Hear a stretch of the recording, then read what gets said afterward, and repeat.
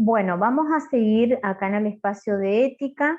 Nosotros estábamos definiendo esta diferencia quizás entre la ética y la moral en el uso del término, eh, diciendo ya de que estos términos son distintos, no son sinónimos una de otra, y ustedes van a encontrar eh, que constantemente en este desarrollo de los contenidos de la materia vamos a ir trabajando una y otra a la vez, encontrándose en cuanto a los contenidos, pero también en cuanto al estudio de la conducta humana. ¿Por qué? Porque ellos comparten el mismo objeto de estudio, que es la conducta humana.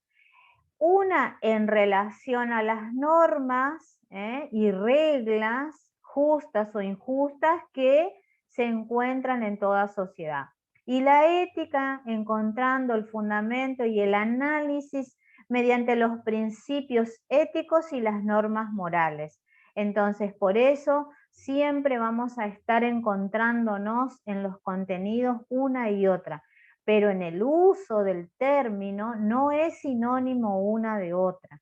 Ustedes van a ir afianzando estos contenidos en cuanto a por qué se encuentran constantemente en este sistema social. Y a partir de aquí también en la bibliografía les cuenta que esta similitud o este uso de ambos términos como sinónimos ya comienza a estudiarse en el siglo V antes de Cristo. Hay un debate en cuanto al alcance, un debate teórico en cuanto al alcance de las normas éticas. Este debate no ha sido resuelto hasta inclusive satisfactoriamente hasta nuestros días. Los sofistas son los que defendían que todas las normas morales eran relativas, y por el otro lado, únicamente válidas para una sociedad históricamente concreta. Y por el otro lado encontrábamos a los filósofos como Sócrates o Platón, que creyeron en un carácter universal de las normas éticas. Entonces apelaban a la existencia de la racionalidad humana que nos permitía conocer los fundamentos de las leyes naturales. Este debate teórico es el que ya en sus inicios del estudio filosófico comienza a poner luz en por qué no son sinónimos, en por qué cada una tiene un estudio determinado en cuanto a la conducta del ser, ¿sí?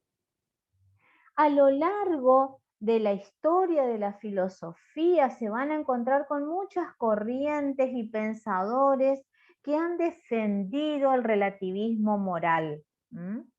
Entonces también esas corrientes se enfrentan la ley natural o la posibilidad de alcanzar mediante la racionalidad, poder entender, comprender estas y estudiar las normas morales de todos los seres humanos en cuanto a poder encontrar un código de conducta, ¿sí? Lo que ustedes aquí van a encontrar y hasta hoy en todo el mundo es la Declaración Universal de los Derechos Humanos. Todo este estudio en la historia de la filosofía en relación a las normas morales, podríamos citar a esta declaración como un significado del reconocimiento de unas pautas universales de conducta, ¿sí? Esas pautas se establecen respecto a nuestros semejantes y al medio que nos rodea. Allí ustedes van a encontrar los principios universales en cuanto a este deber ser en relación a uno mismo, a los demás y a la sociedad. Este podríamos ser como una conclusión de este gran estudio y una gran diferenciación entre la ética y la moral en el uso del término. Bueno, También aquí ustedes van a encontrar esta diferencia que establecen en el estudio filosófico entre la ética, los distintos tipos de ética, la ética formal, la ética material y la ética social. Aquí vamos a empezar hoy con la ética formal. Y el filósofo que se ocupa de hacer esta gran diferencia es Kant. Es el primer filósofo que estableció diferencias fundamentales entre las que denominó la ética material y la ética formal, analizando cada una de ellas de acuerdo a los sistemas éticos construidos por los filósofos anteriores a él, ¿sí? Y a la conclusión que llega Kant en este estudio es encontrar fines que fundamenten esta conducta y que responden a la propia ética, les dicen.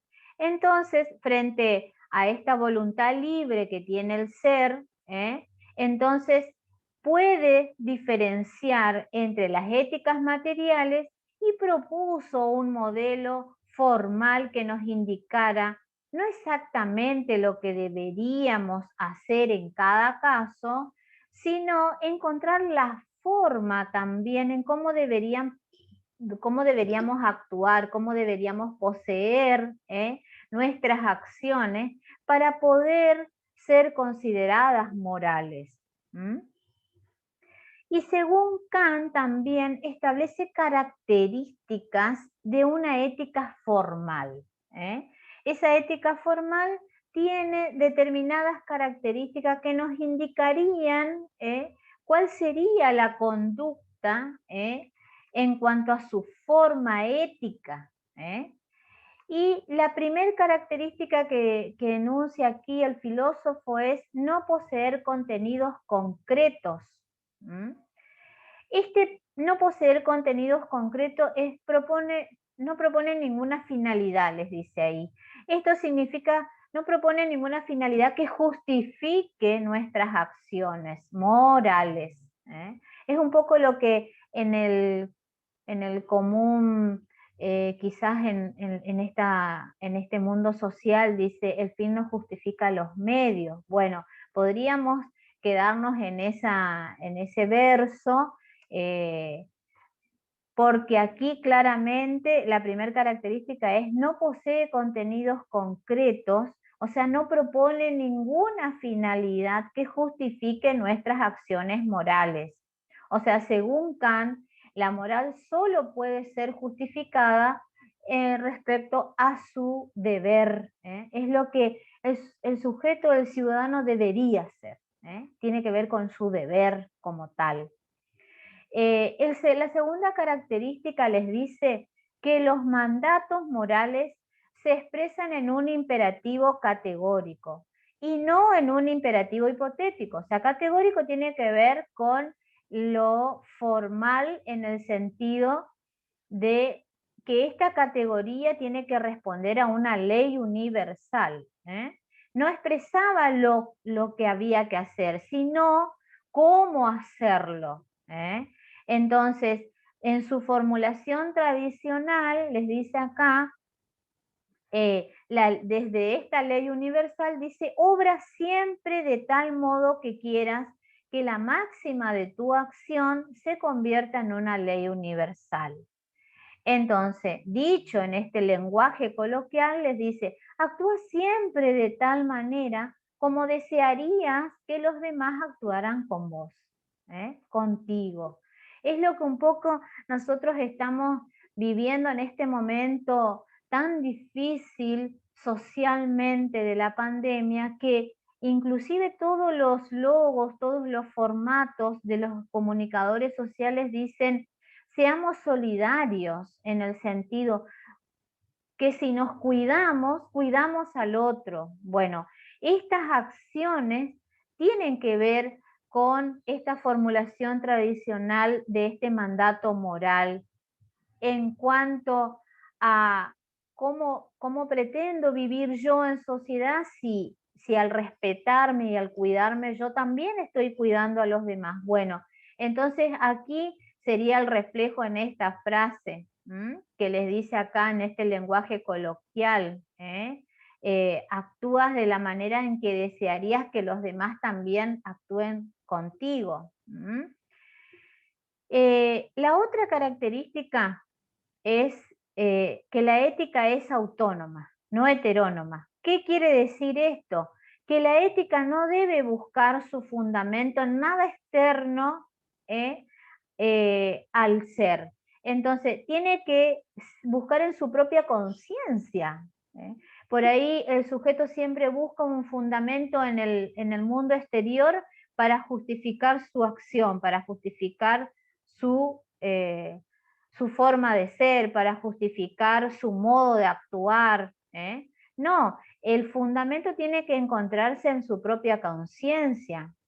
Tanto es así que Kant dice aquí que la buena voluntad no busca fines ajenos a ella misma. El único fundamento es la vida moral.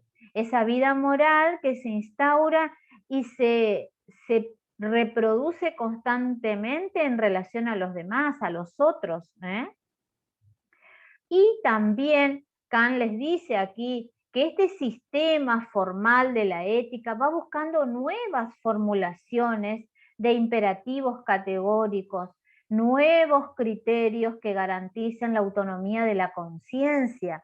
El ser debe responder a sus acciones por su propia conciencia, no por el fundamento de las acciones colectivas.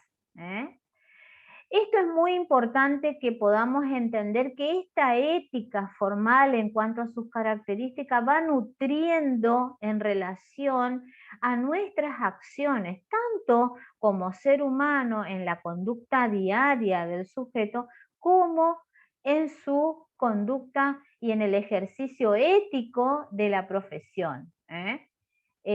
Quizás esto es un poco tedioso en el estudio filosófico de las conductas humanas, pero a nosotros nos significa poder entender, poder analizar y poder actuar en el ejercicio de la profesión acorde a la ética y a la moral en términos de cada una de ellas y cómo enriquece nuestro accionar profesional en relación a nosotros mismos, en relación a los profesionales, en relación a los sujetos con los que trabajamos, en relación al mundo social en el cual estamos. Por eso es tan importante poder entender este contenido de la ética, quizás desde la filosofía, porque solamente desde ese enfoque lo podríamos estudiar y solamente así podríamos internalizar cuál es la riqueza que nos deja este espacio, más allá de aprender la currícula y de aprobar el espacio, poder también afianzar nuestros conocimientos en términos morales para poder justificar también cuando nosotros cuestionamos y cuando generamos este dilema ético en los distintos espacios donde ejercemos la profesión. En la próxima clase nosotros vamos a seguir desarrollando la ética material y la ética social. Yo les voy a dejar una pregunta como actividad para que ustedes la próxima clase ustedes puedan transmitirme en ese debate qué sería la ética y qué sería la moral para ustedes en este conocimiento social, en este conocimiento vulgar, podríamos decirlo, de que ustedes han construido a lo largo de su vida, a lo largo de su historia, a lo largo de su educación, de todas estas normas familiares, de sus costumbres, de lo que la familia y la educación les han dejado. Nos encontramos en la próxima clase.